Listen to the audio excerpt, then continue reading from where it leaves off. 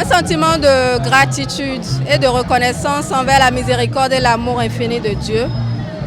Parce que pour ma part, c'est Dieu qui a permis que je fasse cette formation-là, que je tienne bon durant ces 2 années. Ça n'a pas été facile, donc je suis reconnaissante.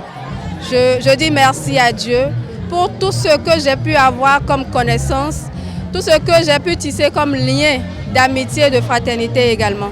Je crois que cette formation est une formation qu'il faut faire. Nous avons cherché Dieu et nous continuons à chercher Dieu. Parce que d'abord, notre vocation première, c'est d'annoncer l'Évangile. Il faut connaître celui que nous annonçons pour pouvoir mieux parler de lui au monde. Nous sommes appelés comme les disciples de Jésus et à l'annoncer. Donc cette formation nous a amenés à approfondir notre foi, à connaître davantage ce que nous cherchons à comprendre. Et aujourd'hui, nous pouvons être fiers d'appartenir à l'Église et de l'annoncer en évangile au monde. La formation, nous l'avons reçue avec joie parce qu'elle nous a apporté beaucoup. Quelqu'un a dit, l'orgueilleux c'est un ignorant. Mais au cours de ces années de formation, nous avons beaucoup reçu. Nous remercions déjà les formateurs. Ils nous ont donné le tout. Et c'est un sentiment d'action de grâce au Seigneur. En ce jour où nous sommes envoyés en mission, qu'allons-nous demander à Dieu, l'Esprit Saint, pour nous aider vraiment à porter du fruit dans la cité, dans nos milieux de travail et de vie, afin que le lever enfoui en nous puisse vraiment lever la patte pour impacter le Bénin et l'Afrique, le monde entier. Moi, je suis vraiment très contente d'avoir fait cette formation.